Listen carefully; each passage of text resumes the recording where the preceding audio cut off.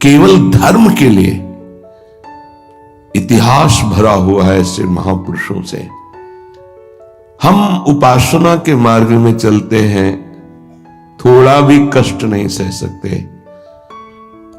प्राकृतिक दैवी आपदा इनकी बात नहीं कर रहा, केवल इंद्रियों की विलासता, रसेंद्री अच्छे अच्छे पदार्थ पाना चाहती, जनेन्द्री शरीर भोग करना चाहती, श्रवणेन्द्री मनोरंजन सुनना चाहती, एक एक इंद्री प्रकृति के सुखों को भोगना चाहती, जहां नाम मात्र केवल है, सुख नहीं है। लाख प्रवचन करे, लाख प्रवचन सुने, इंद्रियां और मन अपनी ही दशा में रहती। सोचो उन महापुरुषों को जिन्होंने, ये तो बहुत छोटी बात है सहना, भीषण यातनाएं दी गई उनके शरीर में कि आप अपने धर्म को छोड़ दीजिए, यातनाओं को हंसते हुए स्वीकार कर लिया।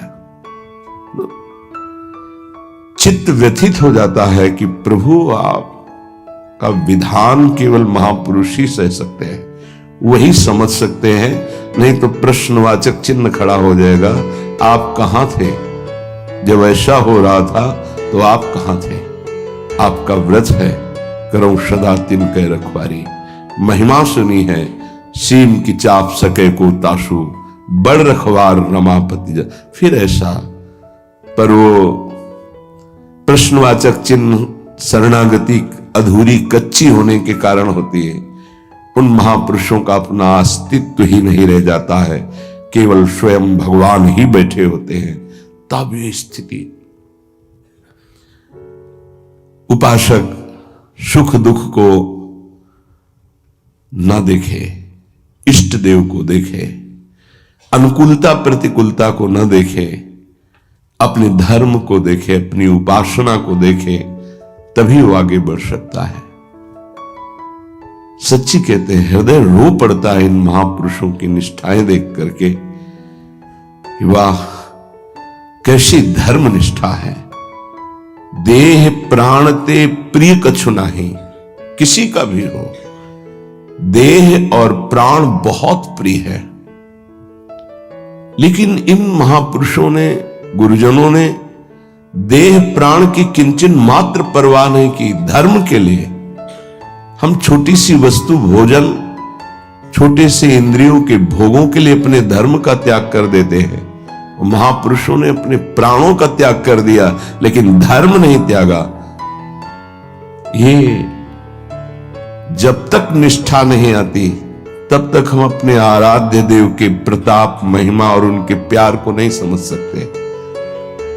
अनुकूलता को, सुख को, सम्मान को तो कोई भी कृपा मान के स्वीकार ही करेगा, लेकिन प्रतिकूलता को, अपमान को, दंड को, तिरस्कार को जो कृपा मान करके सहता है, उसे महाभागवत कहते हैं, उसे महापुरुष कहते हैं, उसे भक्त कहते हैं। क्योंकि ऐसे महापुरुषों के हृदय में स्वयं सच्चिदानंद भगवान विराजमान रहते हैं। श्रीपाद प्रबोधानंद जी महाराज कह रहे हैं, हा काम क्रोध लोभाद्यति बल बहल, ब्याल संकीर्ण में तत्, संसारण्य में तद्दस दिशि, विशर दुख दावा न लौघम, किं कुर्मः कुत्र यामो, हरि हरि शरणं स्वस्य पश्यामि नान्यत्, श्री वृंदारण्य धन्य स्तुत निज कृपया, रक्षमां त्वामुपेतम्। हे वृंदारण्य, हे हरि, हे प्रियाजू, ये संसार बड़ी आग की ज्वाला है। आपको इसलिए नहीं दिखाई दे रहा, आपका चश्मा ठीक नहीं है, नेत्र ठीक नहीं है। नाम जप कीजिए, निरंतर नाम जप कीजिए, फिर देखिए कैसा लगता है आपको ये संसार। एक अजीब स्थिति आती है, एक अलौकिक स्थिति आ जाती है, कुछ अच्छा नहीं लगता।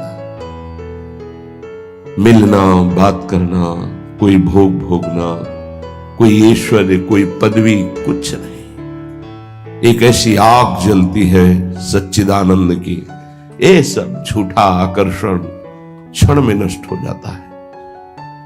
अभी हमारी मलिन दृष्टि है तो हमको संसार प्यारा लगता है, असत प्यारा लगता है। संसार में तत् 10 दिशो, 10 दिशाओं में इस संसार में कहीं सुख नहीं है। दुखालयम अशाश्वतम, भगवान कह रहे हैं, महापुरुष कह रहे हैं, हमें सुख दिखाई दे रहा है। हमारी बुद्धि पतित हो चुकी है, मलिन हो चुकी है।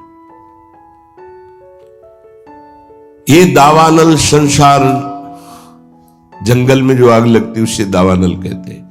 ये भड़क रही है, मैं भी उसकी लपेटों में आ रहा हूं। श्रीपाद कह रहे हैं, क्या कर सकता हूं, असमर्थ हूं।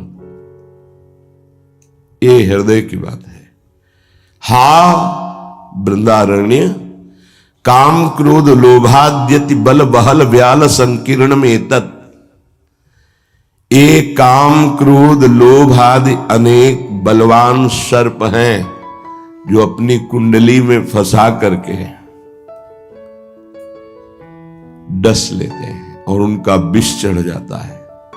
कुछ तो ऐसे लील ही जाते हैं, अजगर आदि।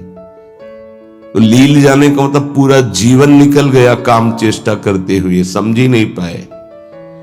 पूरा जीवन निकल गया लोभ धन की प्राप्ति के लिए, समझ ही नहीं पाए।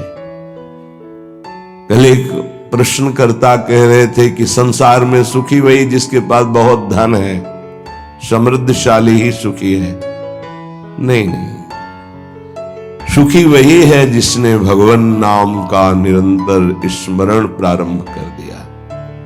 वो सुखी, वो बेचारा।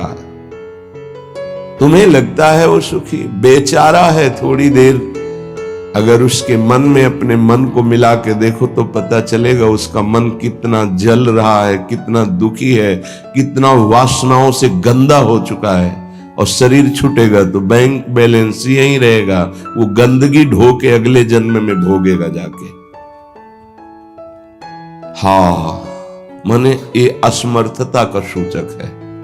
हाँ वृंदारण्य किम कुर्मः, मैं क्या करूं, कुत्र यामो, कहां जाऊं, आपकी शरण ले लिया हूं। ये काम क्रोध लोभ आदि हिंसक पशुओं की तरह हम पर टूट पड़े हैं, या ब्याल वहल ब्याल संकीर्ण में तत्, इन्होंने हमें फंसा लिया है। देखो महापुरुष ये निर्विकार हैं, ये हमारी स्थिति को भांप कर बोल रहे हैं ऐसा। ये काम क्रोध लोभ आदि ये ब्याल सर्प की तरह मुझे अपने में बांध लिया है।